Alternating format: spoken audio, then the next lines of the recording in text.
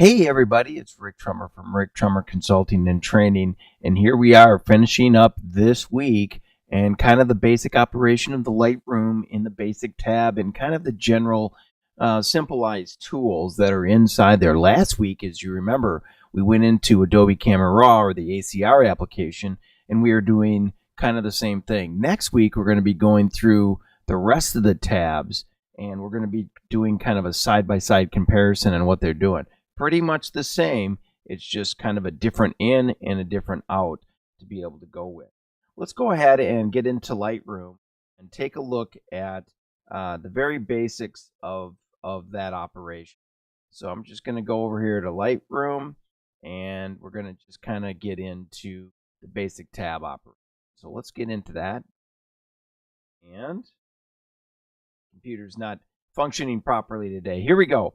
So we've got the basic tab, and we're kind of going over just like ACR. If you click on these little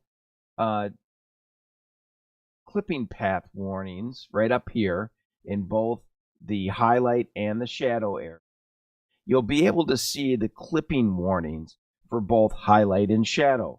So let's just say, for example, I push my exposure way up here. You can see that the highlights are starting to get blown out. And all of a sudden, that's information that's just not going to be there when you kind of go through the finished stages. Now, just like before, the same control in the ACR application is the same control here.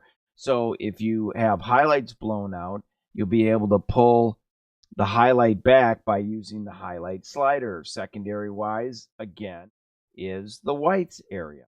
If you have a shadow detail that's going, let's just say, for example, got detail going in here. Let's just move down into this area. You can see that we have a shadow area that's not showing up. You can use your shadow slider and to be able to open up those areas. If it's beyond the area that the shadows can handle, you go to your blacks area and then you open up your black. So that's why it's so great having these little clipping warnings up here.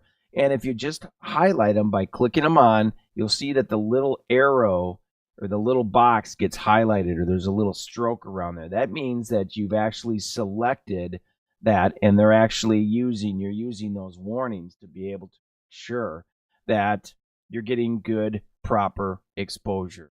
So what I'm going to do is I'm just going to go back down here. Let's go back to the exposure. Typically what you want to do, or what I always do, I should say, is I always make sure that these are set.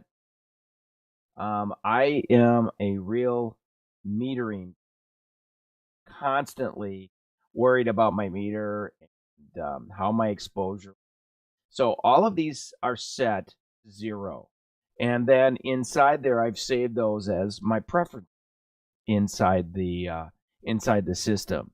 So when I get this stuff in, if I've metered correctly, everything will come in. My highlights will be there, my shadows will be there, and all is well and happy.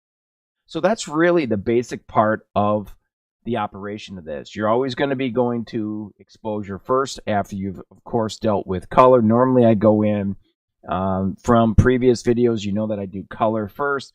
I'll then go in, deal with my exposure if there is an exposure issue. And then if I do have clipping warnings going off, then I'll deal with my highlights and my shadows on either end of those to be able to do that. The same applies here with clarity, vibrance, and saturation. As we talked about in ACR, the clarity filter will sharpen that up or kind of muddy it down depending on this. This is not a great area for you to be doing kind of a soft focus thing. I would try to work on that in Photoshop, and we can discuss that later on down the road. And of course, the vibrance is a kind of a secondary to saturation. Saturation is going to bring your colors up very, very quickly, and then your vibrance is going to kind of take those secondary colors and bring it up or down, and they'll go a little bit slower by using that. So get ready for next week where we're going to take a look at all of the other options inside here. So we'll look at the tone curve. We'll look at hue, saturation, and lightness along with color and the black and white. We'll talk a little bit about split toning and the detail.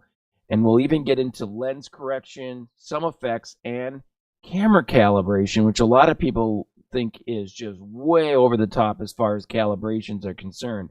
But we're going to have an entire video just on camera calibrations. So I hope you're enjoying this series and you really like what you're seeing from Rick Trummer Consulting and Trading. Remember, you can always go to the ricktrummer.com website to get much further videos on everything that's Photoshop and Lightroom and the bridge. We have so many training opportunities for you.